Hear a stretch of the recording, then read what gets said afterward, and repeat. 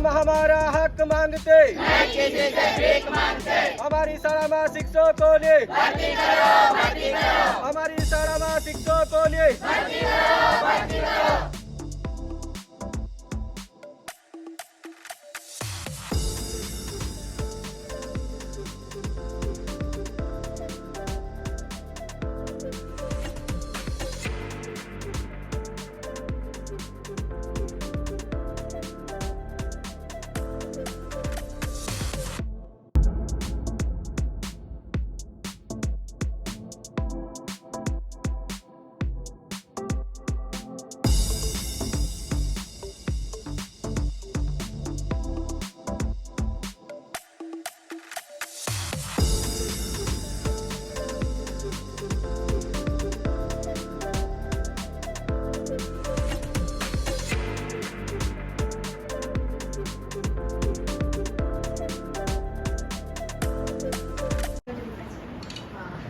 સ્કૂલમાં એક ટીચર નથી.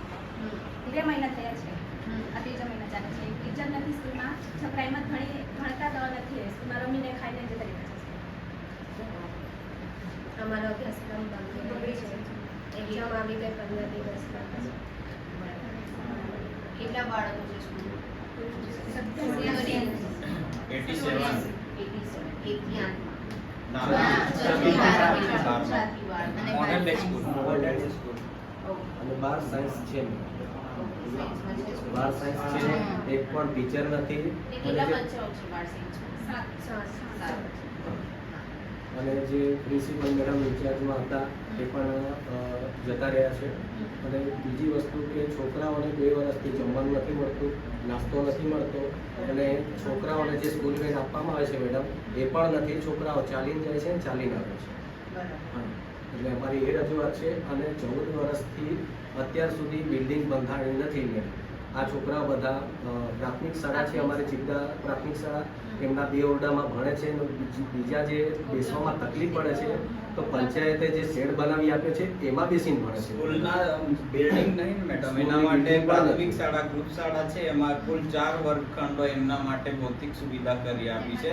જેમાંથી 12મું ધોરણ એક વર્ગખંડમાં બેસે છે, 10મું એક, 9મું એક ને બીજું 4થું જે વર્ગખંડ છે ને એમાં ઓફિસ કાર્યરત છે. અને 6, 7, 8ના જે બાળકો છે ને એ મધ્યાહન ભોજનનું જે શેડ છે ને એમાં બેસે છે. હાલ ચોમાસું ચાલે છે ને એટલે આખું વરસાદ એમાં આવે છે. અને એક કાયમી શિક્ષક તો દૂરની વાત છે મેડમ, જ્ઞાન સહાયકનો શિક્ષક નહીં, ઇવન પ્રિન્સિપલ છતાં શાળામાં નહીં, તો બાળકો કઈ રીતે ભણશે? અને પંચાયત થકી વાલીઓ થકી અવારનવાર રજૂઆત કરી છે, છતાં તંત્રોએ પણ કઈ ધ્યાન નહીં આપતી મેડમ. એટલા માટે અમારે અહીં આવવું પડ્યું છે. અવારનવાર પ્રિન્સિપલ મેડમે પણ જિલ્લા શિક્ષણ અધિકારી શ્રી ડીડીઓ શ્રીને રજૂઆત કરી છે. સરપંચ મેડમ છે, અમારા સરપંચ મેડમે પંચાયતના લેટર પેડ સહિત ઉપર રજૂઆત કરી છે, છતાં કોઈ ધ્યાન નહીં આપતું. એવું નહીં મેડમ કે શાળા નહીં, 2014 થી શાળા છે, એમાં 14 કરોડ જેટલું ગ્રાન્ટ આવીને પડેલી છે. હવે બિલ્ડિંગ જ નથી બનતી, બધી શાળાઓ બનેલી છે, આ ગામની શાળા નહીં બનતી. 2014 થી ગ્રાન્ટ આવે છે, ટેન્ડર રિન્યુ થાય છે અને જતું રહી છે. અમારે શું કરવાનું? અમારું નહીં સાંભળતા, કમસે કમ બાળકોનું તો સાંભળે. આ બાળકોનું ભવિષ્ય શું? એક તો વિજ્ઞાન પ્રવાહ છે, આ લોકોને 15 દિવસમાં એક્ઝામ આવે તો બચારા છોકરા કરશે શું? અને પંચાયત વતી મેડમ બિલ્ડિંગ માટે જગ્યા ઓલરેડી ફાળવણી કરી દીધેલી છે, છતાં પણ બિલ્ડિંગ નથી બની. તો થોડું છોકરાઓનું ધ્યાન શિક્ષણ પર ધ્યાન રાખીને થોડું શિક્ષણનું ધ્યાન દોરો તો સારું, જેથી કરીને છોકરાઓનું ભવિષ્ય બગડી રહ્યું છે. ટીડીઓ સર આવેલા મેડમ, અમારા હતા જેટકો જીએબી ની જમીન ફાળવણી બાબતે છે ને, ટીડીઓ સાહેબ આવ્યા હતા, એમને અમે રજૂઆત કરી હતી. ટીડીઓ સાહેબે અમને આશ્વાસન આપ્યું હતું કે અમે છે ને ટૂંક સમયમાં એનું નિરાકરણ કરી દઈશું. ટીડીઓ સાહેબ બી દેખાયા નહીં અમને. અમારે શું કરવાનું? યોગ્ય છે અને જે પણ સક્ષમ કક્ષા છે ત્યાં સુધી તમારી રજૂઆત પહોંચે એવું પૂરતો પ્રયત્ન. ભરતી ના થાય તો અમે દિન 7માં પ્રાંત કચેરીએ બેસીશું, ધરણા કરીશું. કારણ કે 15 દિનમાં એક્ઝામ આવે છે, પછી અમે ધરણા પર બેસીશું. શિક્ષકો જે છે એ તો આપને ખ્યાલ હશે કે ઉપરથી જ નિમણૂક થતી હોય છે.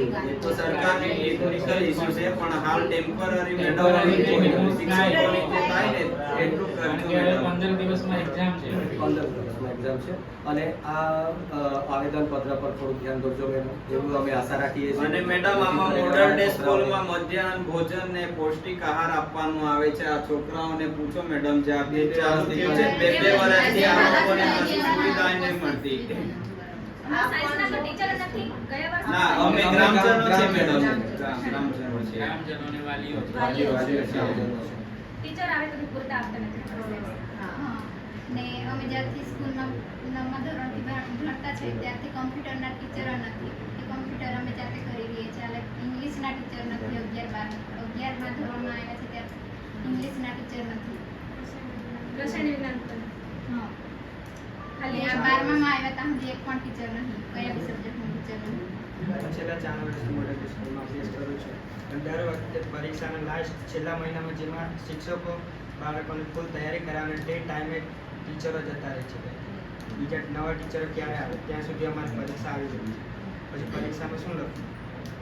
શાળા પ્રવેશ વખતે દરેક અધિકારીઓ આવે છે મેડમ, નેતા લોકો આવે છે, અમે રજૂઆત કરીએ છીએ, આશ્વાસન આપે છે અમને કે અમે નિરાકરણ કરીશું ને આપણે તો વિશ્વગુરુ બની ગયા. ગુજરાત મોડલ છે, કેટલું ખતરનાક સરકારે બનાવી દીધું. શાળાની હકીકત જોઈને મેડમ છે ને આંસુ આવી જાય છે. અમે ગ્રામજનો છે, અમારા બાળકોનું ભવિષ્ય શું, અમને છે ને એટલો લોહી ઉકળી આવે છે મેડમ. નેતા લોકોને કહીએ, તંત્રને કહીએ, આશ્વાસન આપી જ જતું રહેવાનું. એટલે દિન 7માં અમે એકદમ, તમે જવાબદાર છો મેડમ, અમે દિન 7માં નિરાકરણ નહીં આવે તો અમે ધરણા પર બેસીશું મેડમ. અમે બહુ ત્રાસી ગયા છે, અમે વારંવાર બહુ રજૂઆત કરી છે, હવે કોઈનું માનીશું નહીં. હવે દિન એ તમામ 7 જવાબદારી તંત્રની રહેશે. તંત્રની રહેશે મેડમ. દિન 7ની અંદર આનું પરિણામ નહીં આવે તો અમે તમામ ગ્રામજનો,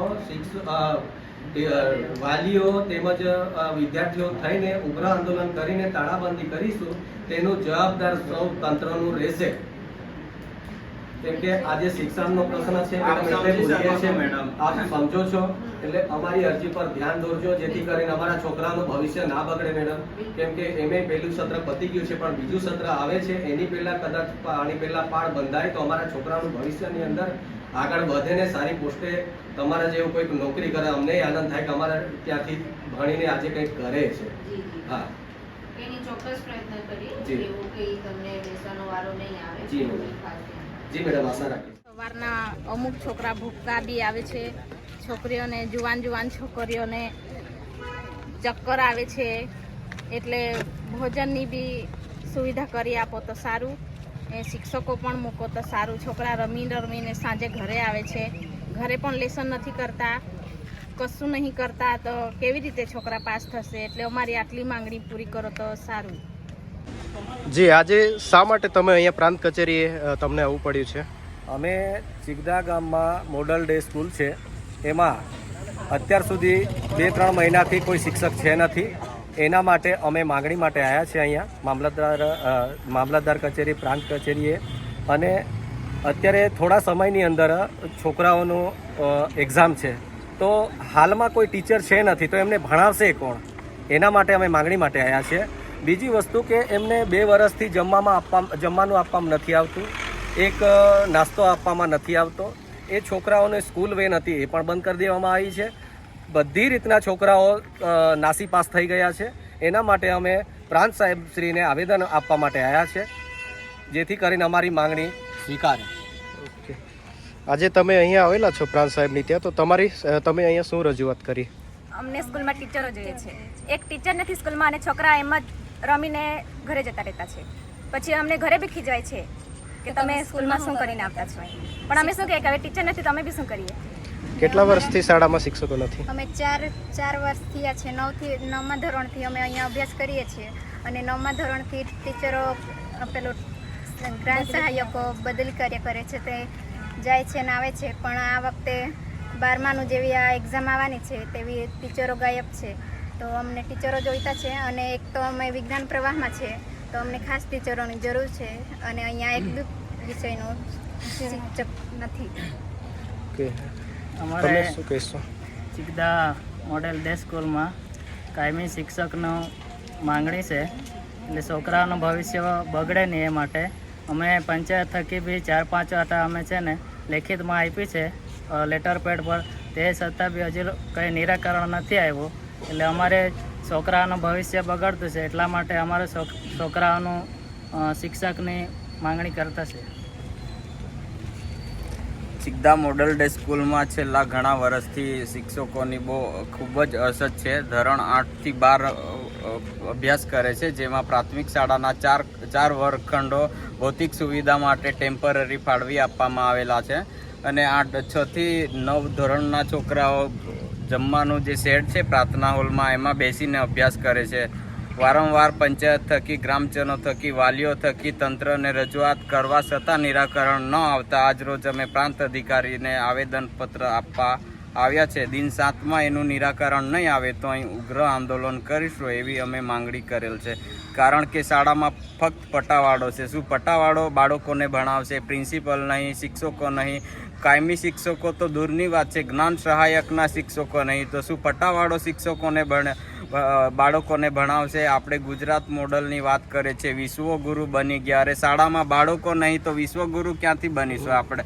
શરમ આવી જોઈએ. અમે તો રજૂઆત કરીને થાકી ગયા છે. સાંભળે અમારી રજૂઆત ગ્રામજનોની. બાકી અમે ઉગ્ર આંદોલન કરીશું ને જે તે જવાબદારી પછી તંત્રની રહેશે. અમે બાળકો અને વાલીઓ સાથે અહીં ધરણા પર બેસીશું દિન 7માં.